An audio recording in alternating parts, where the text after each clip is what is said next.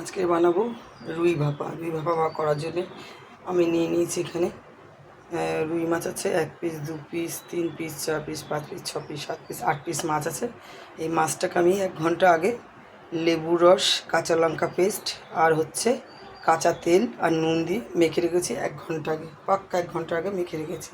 আর এখানে নিয়ে নিয়েছি, দেখো এখানে দেখাই, পোস্ত আছে দেখছো, পুরো পোস্ত। আর এটা হচ্ছে কি শুকনো লঙ্কা না, কিন্তু এটা হচ্ছে পাকা কাঁচা লঙ্কা, আমার ঘরে শুকনো করা থাকে। এই যে নিচে আছে সর্ষে, এইটা দেখেছো, এটা এখন নেব বেটে। এখানে আছে কাঁচা লঙ্কা পেস্ট করা। চলো কড়াইটাও আমি গরম করতে দিয়েছি, আর এখানে আমি মশলাটা বেটে নিই। দেখো পোস্তটা বাটা হয়ে গেছে, দিয়ে দেবো পোস্তটা এই মাছটার মধ্যে। দিয়ে দেবো কাঁচা লঙ্কার পেস্টটা।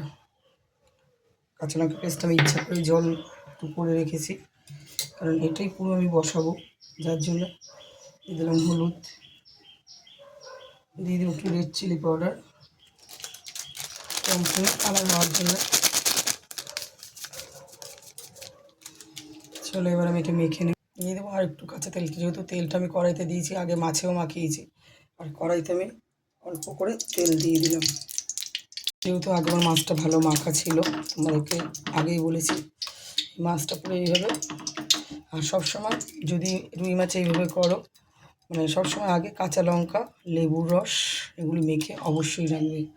এইভাবে দেখবে মাছ একটা স্মেল আসেই কাঁচা, কিন্তু এইভাবে যদি তুমি মেখে রাখো তাহলে একদম কোনো স্মেল আসবে না। চলো আমার মাছটা মাখা হয়ে গেছে, একটু সুন্দর করে দিয়ে দিলাম কালো জিরে। আর এই যে মাছটা রাখো, সুন্দর করে মাছটা মেখে রেখেছি। এই মাছটা দেবার জলের মধ্যে হচ্ছে বাটি দেওয়া জলটাই আমি শুধু দেবো, আর কিচ্ছু দেবো না। চলো মাছটা আমি দিয়ে দিলাম, দেখো মাছটাকে দিয়ে দিয়েছি। খালি মাছটা আমি এইভাবে একটু করে নাড়া দিয়ে দেবো। যেহেতু আমার টিফিন বক্স নেই, তাই আমি এইভাবে বসালাম। টিফিন বক্স ছাড়াও করা যায়, এইভাবে মাছটা নাড়া দিয়ে দেবে। চলো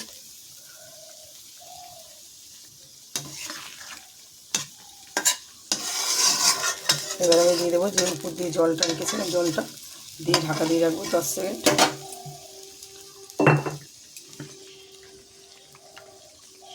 এই যে জলটা আছে, মশলার বাটি দেওয়া জলটা, এই জলটা আমি দিয়ে দিলাম। চলো এবার একটা ঢাকা দিয়ে দেবো, বড় জায়গা দিয়ে। এই যে এটা দিয়ে আমি ঢাকা দিয়ে দিলাম। দিয়ে দেবো কতগুলি কাঁচা লঙ্কা, দিয়ে দেবো হালকা একটু চিনি। চিনিটা না দিলে তরকারির কালারটা সামনে আমি দিয়ে দেবো ঢাকা। এটা পুরো ঢাকা দেওয়া থাকবে। আর গ্যাসটা আমি একটু প্রথম বাড়িয়ে দেবো, তারপর একটু লোয়ে দেবো। ঢাকনাটা খুলবো, দেখো একটু মাছটা আমি আলগা আলগা করে উল্টে দেবো। প্রত্যেকটা মাছ আমি উল্টে দিলাম।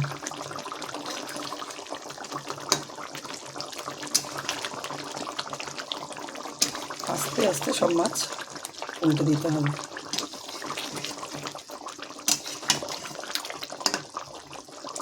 দিয়ে দেবো আর একটু সর্ষের তেল। কাঁচা সর্ষের তো রান্নার তেল না দিলে হবে। চলো আর একটা জিনিস দেবো, দেখো এটা হচ্ছে গন্ধরাজ লেবু পাতা। তত এই পাতাগুলি ফুটবে তত সুন্দর একটা স্মেল, আর দারুণ একটা স্মেল আসে, ভালো লাগে। চলো হয়ে এসছে, এবার এটা আমি নামিয়ে নেব। গ্যাসটা আমি অফ করে দিলাম, এবার নামিয়ে নেব।